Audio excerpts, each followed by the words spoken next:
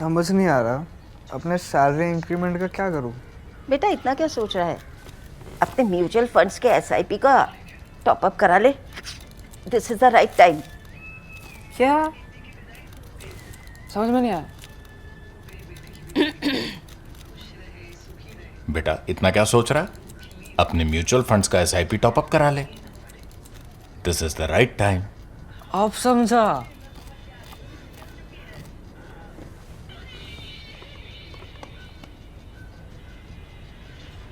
Mutual fund investments are subject to market risks. Read all scheme related documents carefully. Hello and welcome to this episode of Geopolitics with Swasti with our consulting editor and foreign policy expert Swasti Rao. The big story this week, of course, is the high-profile meeting between Prime Minister Modi and President Trump. We've covered the visit quite extensively here at ThePrint, so we thought we'd take today to kind of look at what else is happening in the world and take some questions from our members. So let's get started. Our first question is from at Aditya18893. Thank you so much for asking us questions each week. He asks, do you think India will ever join NATO, and how relevant is an organization like NATO in current times? Now, the easier part of this question is to answer whether or not India is going to be joining NATO. Aditya, India is not going to be joining NATO. It doesn't make any sense for India to join NATO. I don't say it because of any, say, prevalent whatever information, misinformation around these alliances, but it just simply doesn't make sense for India. Why do I say so? Because NATO is basically a North Atlantic Treaty Organization. The context is that it is in charge of maintaining collective security in the European theatre, and that is where we have this entire debate of whether NATO is able to support its war. Ukraine and its war against Russia, blah blah blah. And we also saw that NATO's eastward expansion has been one of the contentions when from Russian side about why it has had to wage the special military operation in Ukraine. So first of all, let's understand that what NATO is. NATO has a very different theatre, and the Euro-Atlantic theatre is fundamentally structurally different from the Indo-Pacific theatre, because in the Indo-Pacific the kind of countries you see are not into this binary of either with this country or that country, this power or that power. By definition, the Indo-Pacific theatre is more fuzzy. It does not have a lasting, solid, clear security architecture. Countries in the region are basically consequentially hedging their bets, and they are sort of balancing their ties in this evolving great power contestation. And I think this is a point which is well understood. So whether it's countries like India, whether it's countries like ASEAN or the smaller countries in the Pacific region, you see that they are very wary of taking a clear-cut stand. So it doesn't make any sense. Now, I know where this question is coming from, and I think this is important to highlight, is that what started to gain everybody's attention is that NATO in 2022 came up with its 10-year plan, and that 10-year vision is usually referred to as the strategic concept. And you can Google the strategic concept in 2022 when it came. For the first time, NATO listed China as a major challenge. Okay, because like I said, that since it is so focused on the European theatre, it's only be talking about Russia and how to manage ties and balance ties there. It was in 2022 that NATO, through its strategic concept, recognized that China is the major disruptor and challenger. In fact, the word used there is challenger to United States hegemony and preeminence in the Indo-Pacific theatre. And as a result, NATO comes out with certain ideas about what kind of a role can NATO play in countering a very different security architecture, security challenges in the Indo-Pacific. And then if you go into the details of the strategic concept, you will see that it talks about hybrid threats, it talks about climate change, it talks about the role of AI and all of these very, very asymmetric threats. But frankly, that is where it ends, because the strategic concept of 2022 and ever since has not really laid down a kind of a plan of action about how do they want to go about it. So when NATO is looking at Indo-Pacific, it is looking at Indo-Pacific more in terms of hybrid threats and a collective response towards hybrid threats, and not really for adding to more members. That's not the NATO's mandate. So I think we need to sort of clear the air around the fact that NATO's membership is not on the table, okay, for India to refuse. What has been on the table from the American side in the past is that would India like to join the NATO's NATO plus format in the Indo-Pacific, because there are countries like the treaty allies, of the US, Japan, Australia, New Zealand. These countries are the NATO plus members in the Indo-Pacific. They already have very deep security relations with the US, and then they are trying to put their act together. Now, whether India will become a member of the NATO plus, again, I don't think so. It doesn't serve India's interest.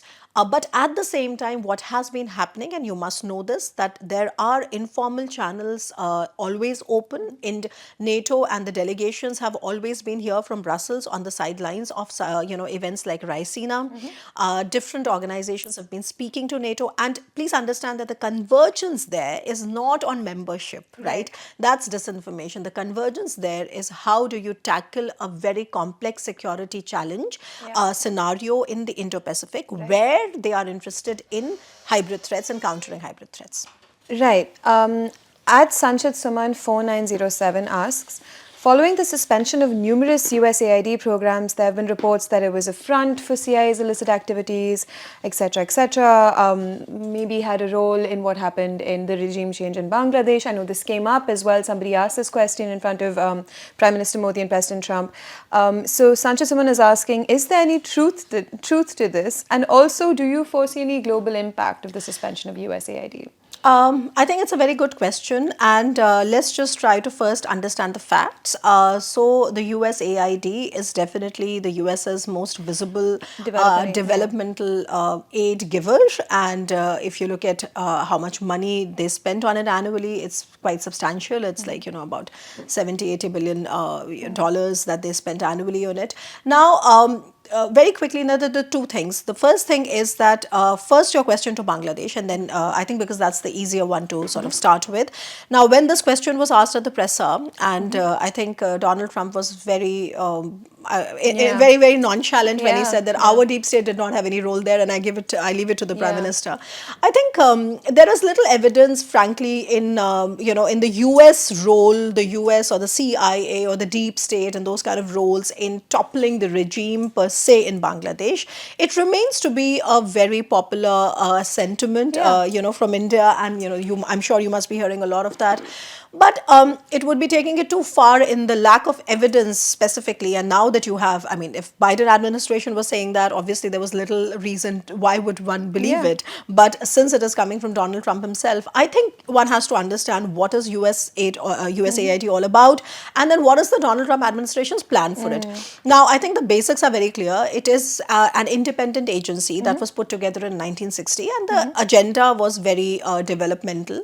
If you look at what it really does, so you will get into it is into polio vaccines and hunger nets, and vaccines, those that kind of things. thing, But at the same rations. time, because it's been around for so long, and I think it will still take time for us to see what are the linkages with evidence that can be proven in terms of its relationship with the so-called deep state, quote unquote. So I think one really needs to let the debris settle in order to come up with something which is substantive as an answer, because by definition, by default, these themes are so mired in conspiracy theories that it becomes very difficult then to sort of distinguish between what is reality, what is sensationalism. Now, very quickly, what is Donald Trump administration's plan?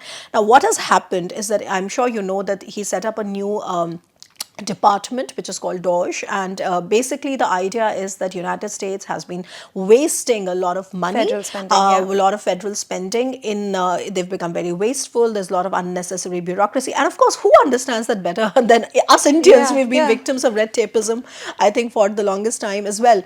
Now, circling it back to the US, so the idea is there is a lot of evidence that most of these expenditures are not really being able to sort of get justified, because there are instances where where the critics of USAID, and by the way, the biggest critics of USAID programs are Musk, Elon Musk, and J.D. Vance, and Donald Trump. And Musk is a person who heads the Department of Government Efficiency. Yeah, correct. George, So you have these kind of things, but at the same time, let me just sort of put a little bit of this in perspective, that he has not completely dismantled it. Okay, and I think this is a point that you need to understand better, because USAID has not come into existence because of an executive order. Remember, there was one episode where we went into the details of why is it so easy for Trump to walk away from certain multilateral platforms, like such as the Paris Agreement. Or, for example, we discussed that at length, right? Yeah, we link it up so you can take a look. Because if you're only using an executive order, it is under the president's prerogative to sort of join or cancel using executive orders. But USAID was created via a Congress's Foreign Assistance Act in 1961. And if you really need to sort of dismantle it, you would again require a majority in the Congress. Okay, so it's almost like, can Trump leave the NATO? Yeah. So it's very difficult. I got into the details of that as well. Now, if you look at how do you put together an act of the Congress, then of course it is about how the Republicans then or the other Democrats are going to vote on it in both the houses. So definitely it's not the same as saying that we want to cut down wasteful spending of the USAID. That's not tantamount to saying that he's going to dismantle the USAID. What he can do is that he is going to make sure that it is not independent the way it is now, but it is brought under the Department of State. So it should be brought under the Department of State in order to have more control, in order to make sure that the spending is done rightly. And by the way, if you go back into the details, the technical details, not the details that you read on Twitter and and the shorts and the reels, but if you go back into the technical details, I think it's becoming very clear that the idea there is to sort of cut on the flab. So a lot of and trim and trim it, and a lot of these programs which are on hunger and those kind of humanitarian assistance will continue. But what will not continue, for example, are things like, why is it that the USAID, there are charges that why is it that certain people are traveling to Ukraine on that, certain American actors, there was a charge leveled against the USAID. Then there was a charge, why are they supporting the LGBTQ rights in some countries. So I think those kind of things are going to come under more scrutiny. But like I said, that this is not dismantling. So you have to, but because a Donald Trump era is just so, I would say, replete with populist statements, and half the statements are not true. I mean, you don't have to take that quite literally, even though you have to take it seriously. So that's the other important part. Now, just to sort of tell you a little bit about what it means for the rest of the world. Now, we will see, this is on a 90-day review. So after 90-day review, we will see that there will be some continuity, some change, etc. But I think what the US needs to be careful about there is that the withdrawal of these programs, especially from India's neighborhood, should not allow for China to get into these places, because this is what China excels at. China has been an excellent usurper of vacuum, especially all kinds of power vacuum. So it's not just military vacuum, it's also leadership vacuum. It's development vacuum. And by the way, let's not forget that China considers itself the leader of the global south because it comes with deep pockets. So it says, okay, look, the US is not able to do that for you, let me come and do it. And then with China comes a different kind of propaganda, a different kind of problem. So we, from India's perspective, I think should have a more balanced approach towards it. We must, in fact, if you ask me, my key takeaway would be to really look within and try to reduce wasteful spending where we have it, try to get more accountability for the taxpayers' money. I think, frankly, that is the key takeaway. And keep an eye on how China is usurping it, because there are reports that China has offered a lot of developmental aid to countries like Nepal, countries like Maldives. Of course, China is encircling India. That's Chinese stated policy of of controlling and containing India's regional rise. So we have to understand that these questions are and these problems are more multi-layered than what perhaps meets the eye.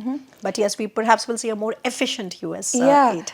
I mean, I have a question to follow up on that, but actually what I wanted to say was that USAID is it was seen as a bloated agency, and I think a lot of the panic around its dismantling or the changing of its mandate is over because it was a tool of the America's soft power across the world, and there's some concern that it might create, like you mentioned, create this vacuum that will allow countries like China, Russia, Iran, for example, to come in. But I have something to add there, Vandana, which might be very useful. So, for example, US, of course, is the most preeminent aid giver in the world, but there are also other aid givers. And there's one example that I can tell you from the Boris Johnson era, because UK is also one of the top 5 aid givers in the world, although it's nothing compared to what the US gives out. But anyway, UK is still there. So, you know what the Boris Johnson government did in 2020 was they merged the Department of International Development with the Foreign Office precisely for this reason. Right. Okay, so there is a precedent, and that's what I mean, frankly, Vandana, when I say that let's take him seriously, but let's not take him literally,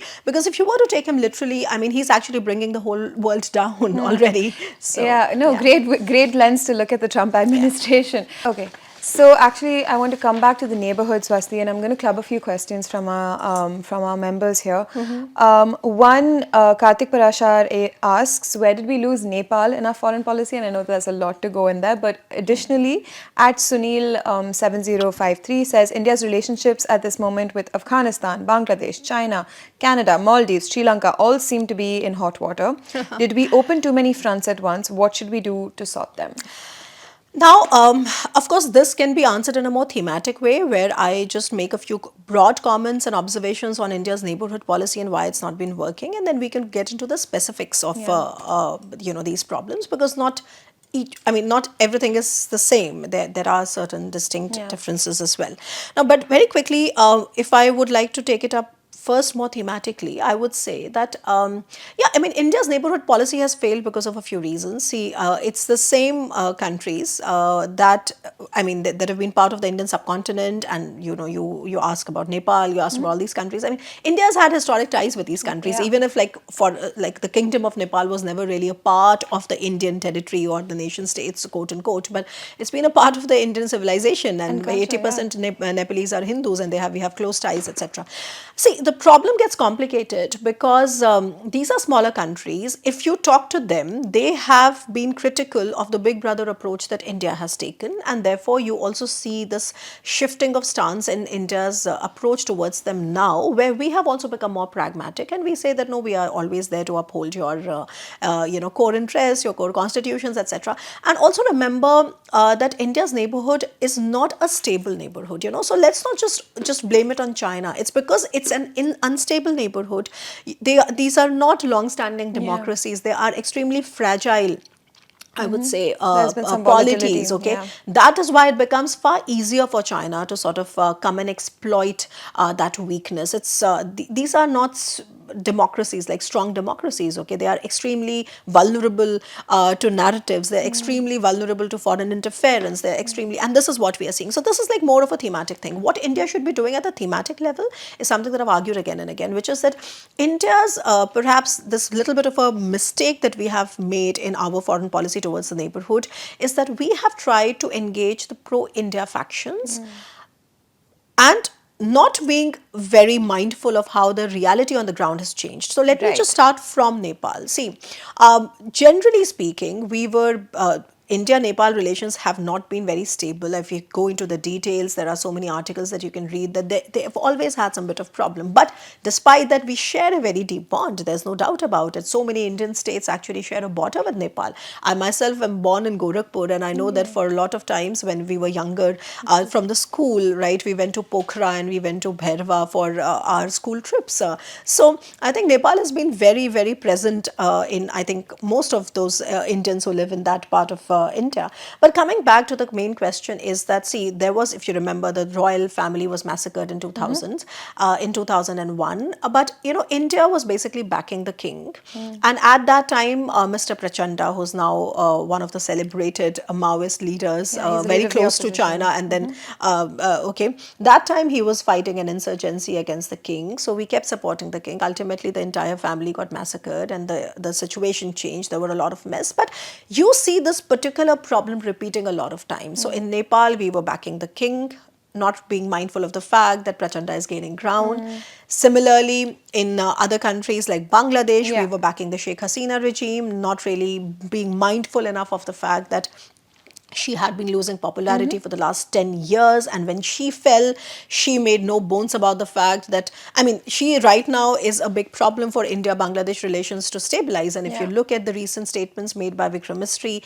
our foreign secretary, it's always been that please don't confuse what Sheikh Hasina is saying with our stand. Right. New Delhi has an independent stand. So I think in Afghanistan, we were backing the Ghani government, which was artificially propped up by the US, and when it fell for the longest time, we had a very red line approach towards Taliban. So you could go into that in different parts of these our neighborhood. But I think thematically speaking, India has to become more pragmatic in trying to engage all factions, and especially important stakeholders. Not all factions are important, but we have to identify who are the important stakeholders and engage them as well, rather than putting all our eggs in the pro-India faction. So this is exactly what has happened in Sri Lanka as well.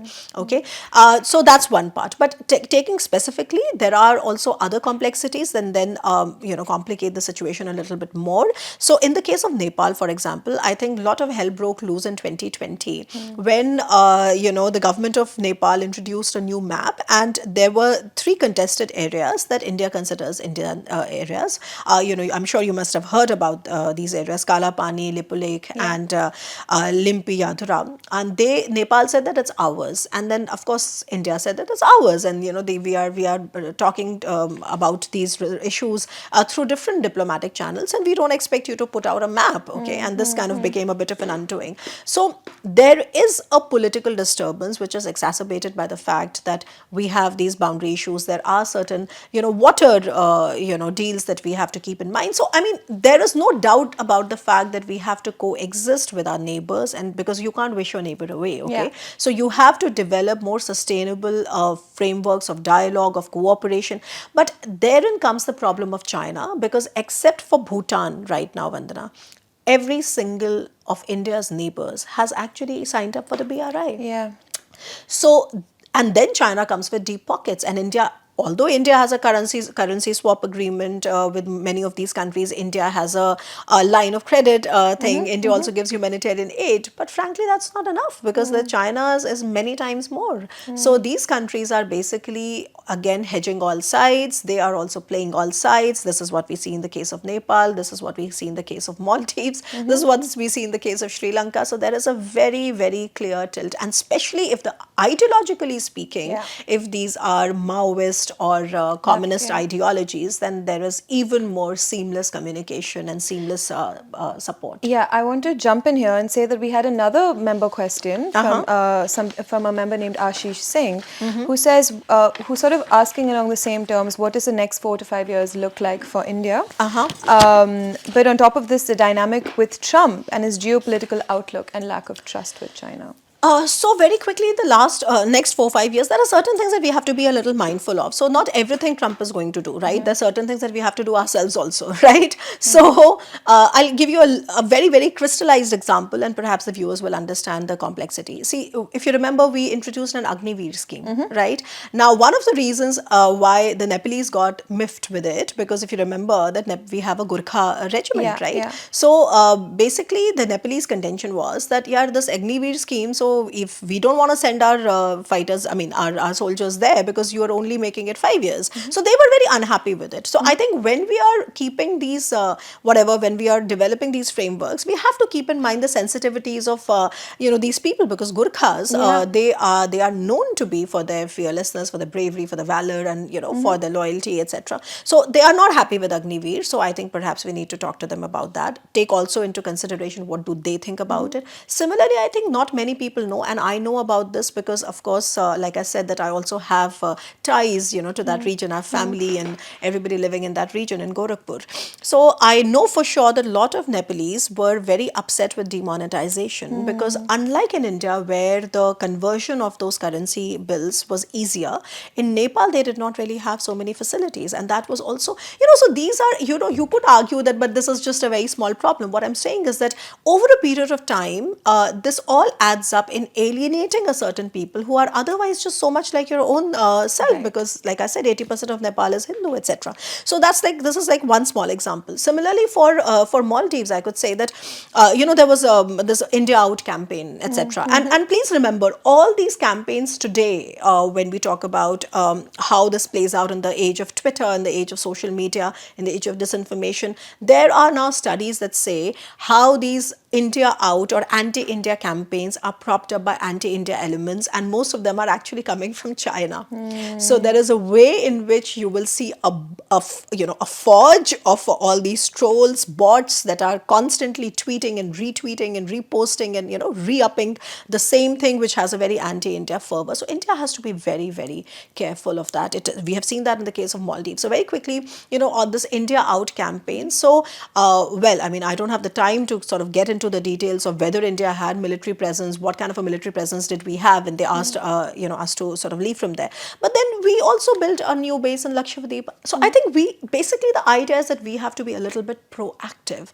And if we are looking at a particular region, so Maldives is important. Maldives is sitting at that intersection of those different waterways and all that. So India, and I think end of the day, Vandana, perhaps at the risk of sounding repetitive, I think it all boils down to not having a cogent, coherent strategy, okay, so that we know. So it's not Maldives today, Bhutan tomorrow, Nepal day after tomorrow. We should have a more thematic outreach. It's there. You could argue there is a 2018 maritime vision, there's an Indo-Pacific Oceans Initiative, etc. But those have to be brought together in order to make sense. Yeah, and then just circling it back to Donald Trump, yes, under Donald Trump, very quickly, we do expect that the unfolding of the great power competition in Indo-Pacific is going to become a little more heightened. We perhaps might see the Quad framework taking a little bit more teeth than it has had during Biden administration, even though I don't see the Quad formalizing or something. But that's just one part. We're looking at it from India's perspective, and I urge you actually to see the latest episode of the World View with Swasti, where I sit down with two American, one Indian American and one American scholar, and we kind of break this down into great detail. So the link is there in the description box, and take a look at it. But very quickly, this is just from India's perspective, but there's a lot more happening in this region which is going to impact India. There's AUKUS happening. There's also another Quad which is with Philippines. Okay, so there are a lot of other things also which are happening in the region, and a lot of other countries that are pivoting to the region, with whom we will also have to sort of recalibrate, assess where things are going. And my last point here would be that hard security is fine, but I think India should be doubling down on sort of strengthening our capabilities to tackle the hybrid threats. Yeah, lots to think about. Seems like there'll be a lot going on in the next few years. So, Swasti, this brings us to our last question of today. Ravi89 Rules, thank you so much for asking so many questions every week, asks, what is your understanding of the future roadmap for nuclear energy in India? Okay, so the nuclear energy. Now, of course, this is something which is very, very interesting, because even though India has, we know that the actually main two partners with whom this debate becomes so interesting. One, of course, is the traditional partner that we have had, which is France. And one of the pillars of India-France strategic cooperation is our cooperation on civil nuclear energy. The problem is it's never really taken off, okay? There have also been other partners, there's been Russia, etc. But primarily, it's been France. And now it's the US, because India and US did sign a civil nuclear agreement. And I think a lot of people want to know that why is there not so much progress, made on something like that. Now, so very quickly, just to give you a bit of a context, the problem is that India is extremely stringent when it comes to its nuclear liability laws and clause. And that has been one of the problems. And before I give you the entire kahani of how this has come, please remember that just when the finance minister was presenting the budget in the parliament this February, merely days before Prime Minister Modi embarked upon his trip to Paris and then to Washington, we announced that we are making amendments amendments in this nuclear liability, law and the civil liability law, etc., which is a signaling from India's perspective of the fact that we understand that the context in which we had made our earlier laws, and our context was coming from the Bhopal gas tragedy in 1984, and then just some years after that there was this Chernobyl nuclear disaster incident that had completely shaken up the world, etc. So because our so to say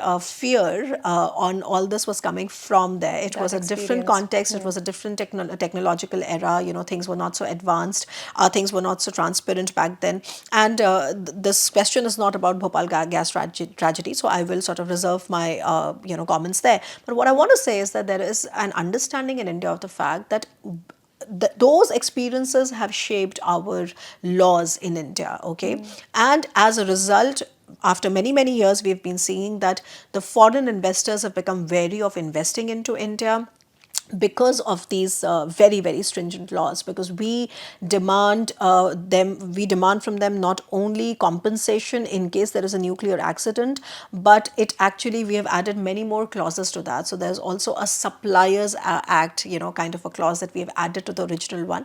And these are things that have been happening, and finally in 2025 we have signaled that we would like to change it. But very quickly, how you should know some more key takeaways, because of course this is geopolitics with Swasti, so we have to make it a little more fine-tuned.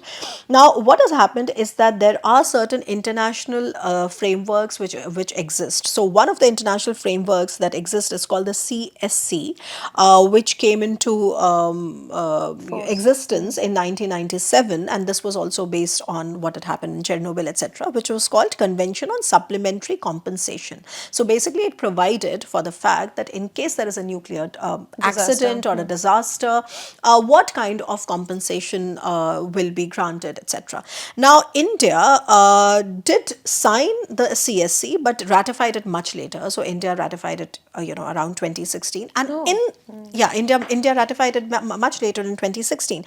But before that, in 2010, India came up with its own act, which was called the Civil Liability for Nuclear Damage. Okay, and then some years later, we also added the suppliers clause to it. So basically, you could also Google it, what this act is, that our stance has been extremely conservative, okay, and that has kept the foreign investors away, because the foreign investors are saying that in the case of an accident, it's fine, but if you want to extend it to also where the supply is coming from and everything, then because there is a chain, it is not that like for example EDF. Now we have excellent relations with France. We could still have some problems of unreliability and geopolitical mistrust with the US, which we are trying to sort of get around with. But especially in the case of France, there's been a very, very stable, good relationship. But EDF has been extremely wary of investing because of these extremely complicated rules and regulations. So I'm glad that the government of the day has shown more foresight into the fact that yes, now nuclear energy becomes a very important way of paving the path forward for a lot of industrialization. In Europe, for example, there is a huge debate on why France has not been so vulnerable to Russia's weaponization of energy, because France had about 52 nuclear reactors, and they are largely dependent on nuclear energy, and that's why we have this cooperation with France. On the contrary, Germany has phased out its nuclear plants, and now there are parties that are saying that, listen, it's not that old school nuclear energy. It's also that if you want to make green hydrogen also has many variants, and there's a variant called the pink hydrogen, which is actually coming from the nuclear energy. Okay, so what I'm saying is that we have to keep in mind the fact that technology around these things keeps evolving. Yes, there has to be frameworks where we have to make sure that compensation is paid, but at the same time, we don't have to completely make it so stringent, and we have to choke it so much that it keeps all foreigners and foreign investment at bay. And I think this is what Modi government has done, which I think they should be really applauded for. It didn't really get so much traction because it was very technical, but Shekhar has done a piece on that, if I'm not wrong, and let's put it in the description box. So this is a very important thing which can really truly change India's modernization, I would say, pace. Got it. On that note, thank you so much, Swasti, for coming in today, and thank you for watching and asking questions. Please do tune in again next week for our next episode of Geopolitics with Swasti. Thank you.